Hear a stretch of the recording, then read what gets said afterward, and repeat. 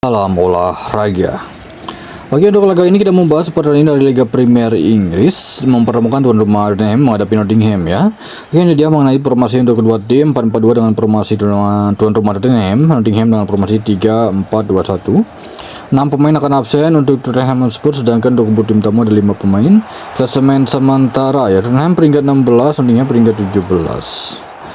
Oke, untuk laga ini terakhir kemenangan Nottingham dengan skor 3-0 di kandang. Untuk kali ini cenderung laga bisa berakhir di skor imbang ya, mengingat dari perolehan poin juga cukup menarik untuk laga ini. Saya mengira masih Nottingham bisa mengimbangi tuan rumah Tottenham. Oke, di laga ini kita membahas pertandingan Aston Villa menghadapi West Ham ya. Aston Villa dengan formasi 4-2-3-1, begitu juga dengan West Ham ya. Satu pemain akan absen untuk Aston Villa. West Ham di laga ini ada 2 pemain mereka ya. Head to head terakhir 3-2 kemenangan Aston Villa di kandang West Ham. Klasemen sementara Aston Villa peringkat 4, sedangkan untuk tim tamu West Ham peringkat 18. Untuk laga ini kemungkinan besar sangat menarik ya, perolehan poin ini sangat menarik ya. Saya mengira di laga ini gol akan melebihi dari 2 gol ya. Jikapun ada minimal ada 3 gol untuk laga ini, bahkan bisa lebih ya. Di laga lainnya kita membahas pertandingan Newcastle menghadapi Sunderland ya. Newcastle dengan formasi 4-3-3, sedangkan Sunderland dengan formasi 4-1-4-1 ya. Kedua tim sama-sama memiliki 4 pemain yang akan absen. Newcastle peringkat 11, Sunderland peringkat 13 ya. Kedua tim hanya selisih 1 poin saja ya.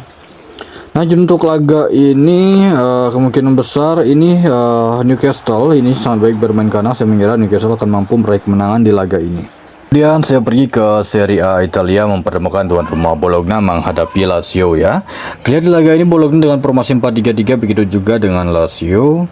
Untuk laga ini terlihat tuan rumah Bologna ada 5 pemain akan absen dan 6 pemain dari tim tamu Lazio. Klasemen sementara Bologna peringkat 8, Lazio peringkat 9, kedua tim hanya selisih 1 poin saja. Head to head terakhir 90 menit berakhir dengan skor imbang 1-1. Untuk laga kali ini performa kandang Bologna dalam mencetak gol memang sangatlah rendah, begitu juga dengan tim tamu. Performa tandang mereka dalam mencetak gol 8 gol dari 14 laga tandang ya. Untuk laga ini saya mengira laga ini bisa kembali berakhir ada sedikit gol ya. Kemungkinan jika pun ada mungkin bisa berakhir di skor imbang yaitu 1-1.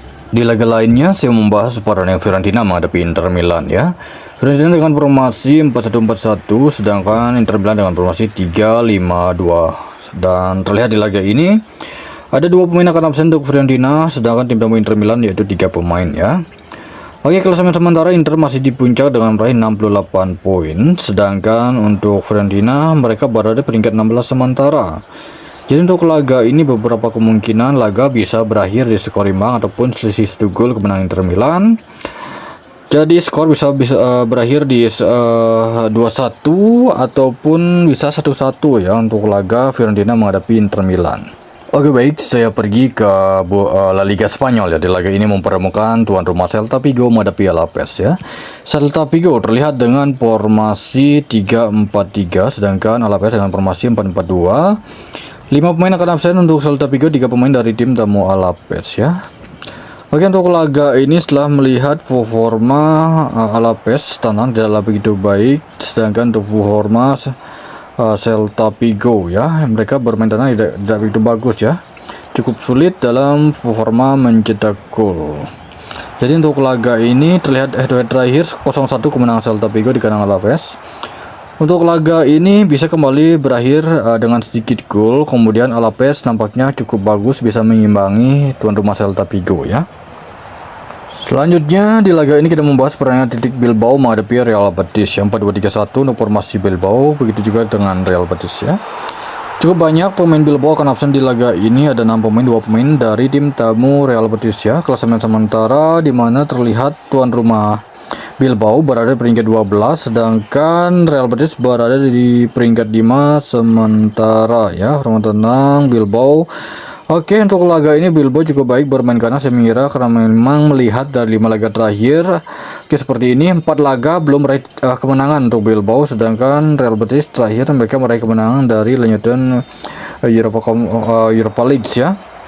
Jadi untuk laga ini ada 2 kemungkinan kemenangan Bilbao di kandang ataupun 90 menit bisa kembali berakhir di skor imbang. Oke, di laga ini kita membahas pertandingan Real Madrid menghadapi Atletico Madrid ya. Ini prediksi terlihat tuan rumah Real Madrid dengan prediksi formasi 4-4-2, begitu juga dengan Atletico Madrid ya. Ada sekitar 5 pemain akan absen untuk Real Madrid. Sudah pastikan Mbappe akan bermain di laga ini dan duet dengan Vinicius Junior. Sedangkan untuk Atletico Madrid ada Alaves ya, Alvarez dan Sorloth ya. Dan 4 pemain akan absen untuk Atletico Madrid. Klasemen sementara, oke, kalian bisa melihat Real Madrid, Atletico Madrid ini dia yang papan atas, dan beberapa kemungkinan akan ada kejutan kemungkinan untuk laga ini. Saya mengira Real Madrid akan mampu meraih kemenangan di kandang menghadapi Atletico Madrid. Dan dari Bundesliga Jerman, Augsburg menghadapi Stuttgart ya. Terlihat di laga ini Augsburg dengan formasi 3-4-2-1, sedangkan Stuttgart dengan formasi 3-4-1-2 ya.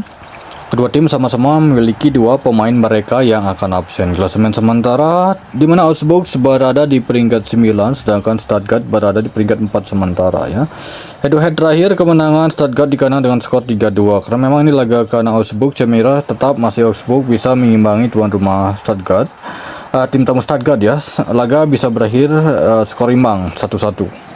Kemudian memasuki laga terakhir, saya membahas pertandingan Arsenal menghadapi Manchester City, laga final yang akan berlangsung di Wembley Stadium ya. 4-2-3-1 untuk formasi Arsenal, sedangkan City dengan formasi 4-1-3-2 ya. 1 pemain akan absen untuk Arsenal, sedangkan City ada 2 pemain mereka ya. Head-to-head terakhir itu imbang City dan Arsenal ya. Saya mengira di laga ini karena memang laga final, kemungkinan laga akan berlangsung alot dan terlihat bisa akan terjadi sedikit gol ya untuk laga Arsenal menghadapi Manchester City. Jikapun ada, tidak akan lebih dari 3 gol ya. Kemungkinan besar di laga ini masih banyak kejutan, cenderung masih terlihat nampaknya berada di Arsenal ketimbang Manchester City ya. Dan dari Liga 1 Prancis, di laga ini mempertemukan tuan rumah Olympique Lyon menghadapi AS Monaco ya. 4-2-3-1 untuk formasi Olympique Lyon, Monaco dengan formasi 3-4-2-1 ya.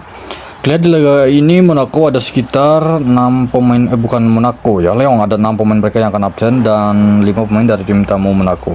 Klasemen sementara Lyon peringkat 4, Monaco peringkat 6. Tim yang diunggulkan di laga ini yaitu Monaco ya, Monaco bukan Olympique Lyon. Saya mengira di laga ini walaupun terlihat cukup baik di Monaco ya, tetapi saya mengira tetap Olympique Lyon bisa meraih kemenangan, tetapi cenderung bisa berakhir di skor imbang ya.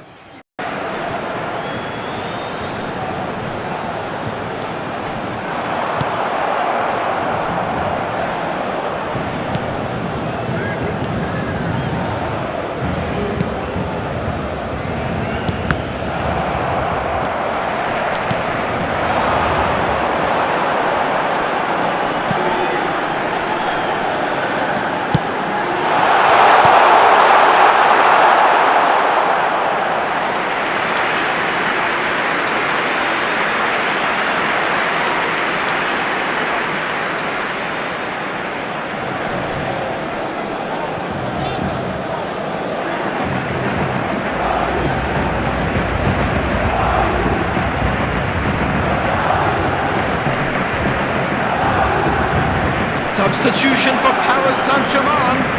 Number 4, Raoul.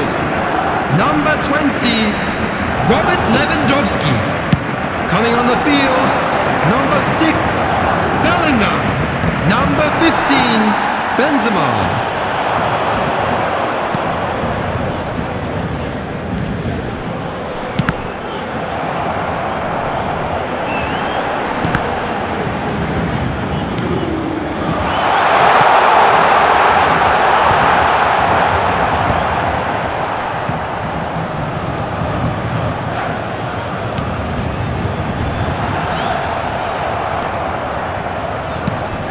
2 added minutes has been indicated.